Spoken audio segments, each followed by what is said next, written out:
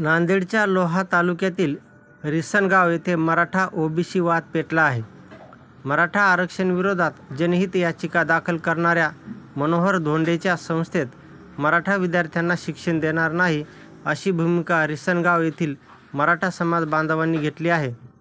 यानंतर ओबीसी बांधव आक्रमक झाले आहेत. तर आता मराठा संस्थाचालक असलेल्या शाळेत ओबीसीच्या विद्यार्थ्यांना शिक्षण देणार नाहीत अशी भूमिका रिसणगाव येथील ओबीसी समाज बांधवांनी जाहीर केली आहे.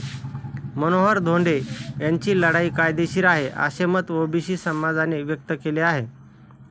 शिवा संघटनेचे अध्यक्ष प्राध्यापक मनोहर धोंडे यांनी मराठा आरक्षणाच्या विरोधात याचिका दाखल केली आहे. याला विरोध म्हणून नांदेडच्या लोहा तालुक्यातील रिसणगाव येथील मराठा समाज बांधवांनी त्यांच्या संस्थेत शिक्षण घेणाऱ्या 21 विद्यार्थ्यांचे दाखले मागितले आहेत.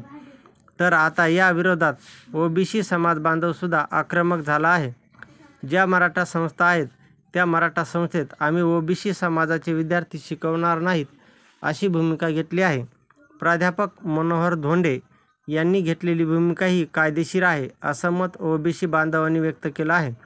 आरक्षणाच्या लढाईमुळे गावगाड्यातील वातावरण चांगलं तापलं असून मराठा विरुद्ध ओबीसी असा वाद पेटला आहे. मराठा आंदोलक मनोज जरांगे पाटील यांनी मुंबईच्या आझाद मैदानावर 5 दिवस आमरण उपोषण केले होते.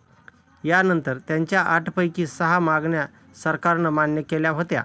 यामध्ये हैदराबाद गॅजेट लागू करण्यासंदर्भात महत्त्वाचा निर्णय घेण्यात आला आहे. यानंतर ओबीसी समाज आक्रमक झाला आहे. ओबीसी नेत्यांनी मराठा आरक्षणाच्या संदर्भात सरकारने काढलेल्या GRला विरोध दर्शवला आहे. तसेच ठिकठिकाणी आंदोलने देखील सुरू करण्यात आली आहेत. त्याचबरोबर मंत्री छगन भुजबळ यांच्या उपस्थितीत बैठका देखील घेण्यात आल्या आहेत. तसेच आम्ही देखील मुंबईत येऊ असा इशारा ओबीसी नेत्यांनी दिला आहे.